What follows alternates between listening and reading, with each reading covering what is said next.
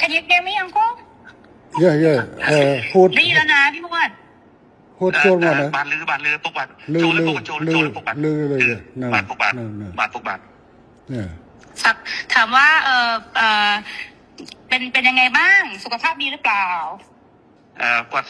ក្មួយសុំសួរពុកមាថាមិនដែរសុខភាពល្អអត់សុខភាពមិនដែរ Ở đây đó đây sum ở kun ngày ấy bồn ở Phúc Phong. สุขภาพแข็งแรงดีครับ โอเคค่ะบอกว่าวันนี้ได้คุยกับพี่มวดเรื่องชายแดนบอกว่าก็เข้าใจตรงกันว่าทั้งท่านฮุนเซนทั้งอิง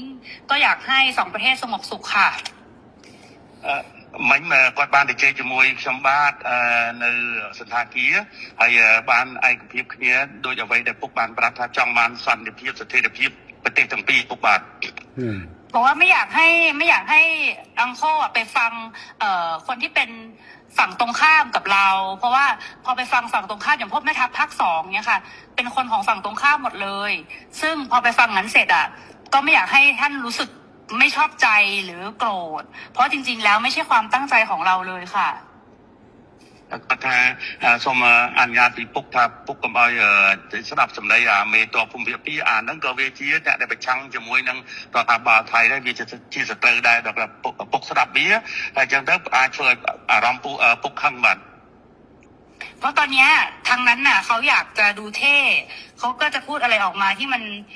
ไม่เป็นประโยชน์ต่อประเทศชาติค่ะแต่ว่าจริงๆที่เราต้องการเนี่ยคือต้องการความสงบสุขให้เกิดขึ้นเหมือนตอนก่อนที่จะปะทะกันตรงชายแดนนะคะមេតបភូមិភាគហ្នឹងវានិយាយចង់ឲ្យលយខ្លួនវាចង់នេះសាង rating មកវាហើយទៅធ្វើឲ្យប៉ះពាល់ដល់តំណែងប្រទេសទាំងពីរយ៉ាងធ្ងន់ធ្ងរពុកបាទដែលយើងប្រទេសទាំងពីរគឺចង់បានស្ថិរភាពនិងសន្តិភាពដូចអ្វីមុនព្រឹត្តិការណ៍កើតឡើងពុកបាទบอกว่าให้ท่านฮุนเซนเห็นใจหลานหน่อยเพราะว่าตอนนี้คนในประเทศไทยเขาไล่เราไปเป็นนายกที่เขมรหมดแล้วគាត់ថាគាត់សូមអនុញ្ញាតពុកថាអាណិតក្មួយផងឥឡូវនេះថៃប្រជាជនថៃពីច្រើនបានដេញហើយដេញក្មួយថាទៅនៅស្រុកខ្មែរទៅព្រោះជានាយករដ្ឋមន្ត្រីខ្មែរពុកបាទบอกว่าจริงๆแล้วถ้าท่านอยากได้อะไรก็ให้ท่านบอกมาได้เลยค่ะเดี๋ยวจะดูจัดการให้អញ្ចឹងពុកចង់បានអ្វីពុកអាចមានប្រសាសន៍ទៅគាត់នឹងរៀបចំធ្វើការងារនឹងបន្តជូនពុកតែម្ដងឥឡូវបញ្ហាដែលខាងនេះចង់បានគឺធ្វើម៉េចឲ្យនៅច្រកព្រំដែនទាំងអស់ត្រូវបើកឡើងវិញជាប្រក្រតីអាហ្នឹងគឺថាការចង់បានខាងនេះគឺតែប៉ុណ្ណឹងនឹងជំហានទី1ขั้นตอนที่1อยากให้ชายแดนเปิดปกติเหมือนก่อนเกิดเหตุครับโอเคค่ะตรงกันព្រោះបញ្ហានឹងដូចគ្នាយល់ដូចគ្នាបញ្ហានេះគឺខាងកម្ពុជាជាអ្នកដើរក្រោយទេតើតែខាងថៃបិទដែងដកយកបំរាមដែងបិទព្រំដែនបិទច្រកព្រំដែននេះចេញជាមុនបានកម្ពុជាចាប់ផ្ដើមអនុវត្តតាមក្រោយจริงๆเหตุการณ์เรื่องปิดชายแดนเนี่ยฝ่ายไทยเป็นคนเริ่มก่อนฉะนั้นถ้าฝ่ายไทยเนี่ยถอนคำสั่งกัมพูชาก็ตามเลยเปิดปกติ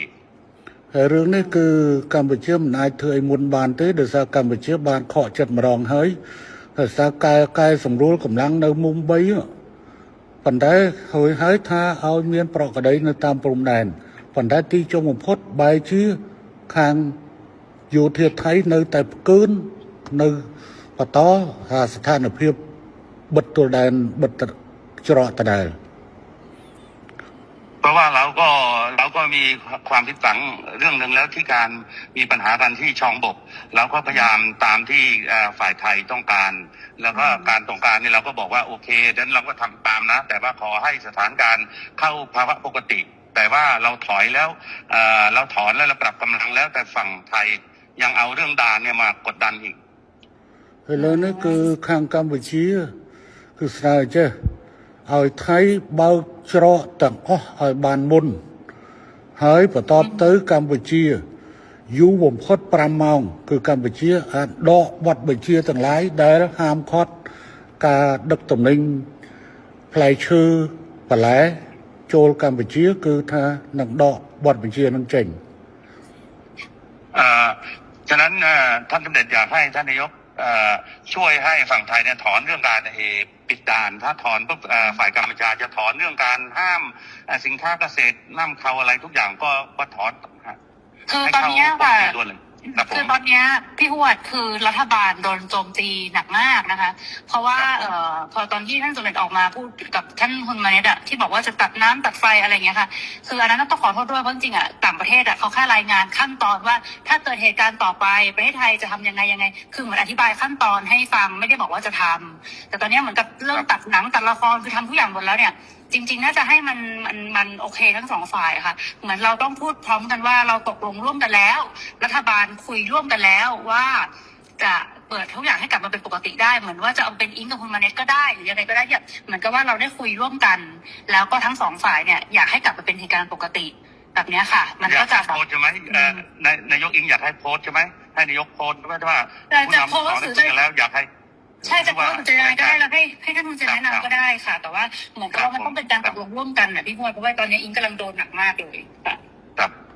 ก็ถ้าอะไรนั่งสถานการณ์ไทยนั่นคือไฟกลางประเทศให้ขนมจุดน้อยมุ้ยก็สมัครไปโตปีปกได้แต่เนี่ยน้องเปลี่ยนสงครามบอเต้เนี่ยยืนจากกัดเพลิงจากอินเทอร์เน็ตเนาะ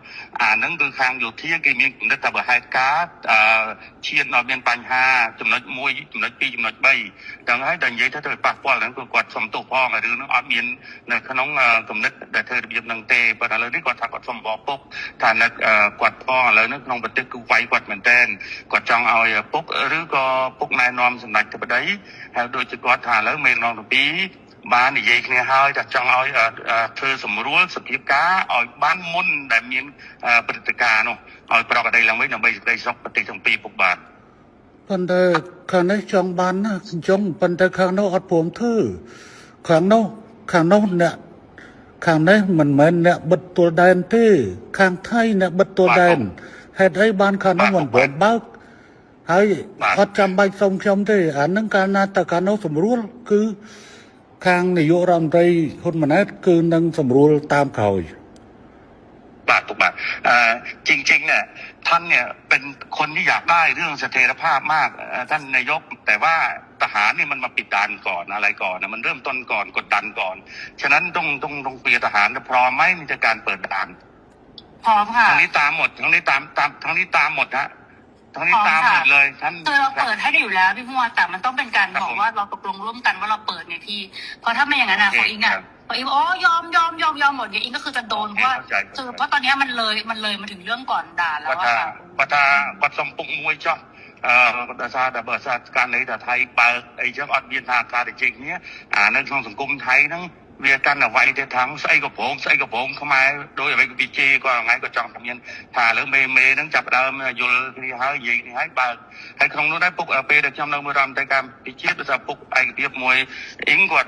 ดทากดจองตัวนำที่หาแต่เจหาจึงกุ๊กแต่เจติดเต๋อหายปลอกกระไดไปดอยไปแต่ดำพุ่มท้ำติดจริงครับอัดเตะขาในอัดจอจ่าเตะขานอกเนี่ยประเดิมขานอกเนี่ยประกาศไปอย่างห้าให้มาเอาจังเลิกจังมุกเลิกมดคลุนให้ดำใบเอาแต่ละเอาขาในอัดบานนี่อัดจอจ่าเลยเรื่องนึงคือขานอกตรึกคือมุนตำรองคือขาในอัดจอจ่าตีปันขาในสัญญาท่าขานอกอ่านวัดดอกวัดไปเชียขนมกาบัดตัวแดนให้คือขาในอย่างยู่ประมาณกลอยขยมถึงนี่กัดกวาขยมกวาดเจ้านะบาททุกบาทอย่างนี้นายกท่านนายกเองว่าท่านเนี่ยไม่อยากมีว่าการเจรจาเรื่องปิดด่านเพราะว่าไอ้ปิดด่านเพราะว่าทหารมันเริ่มก่อนทางที่มาหลอกเราให้เราเนี่ยปรับกำลังแล้วบอกว่าสถานการณ์ต้องเข้าปกติพวกตอนที่ปรับกำลังในช่องบกเนี่ยคุยกันเรียบร้อยบอกว่าถ้าปรับตรงนี้เสร็จเรียบร้อยนะทุกอย่างต้องจบทหาร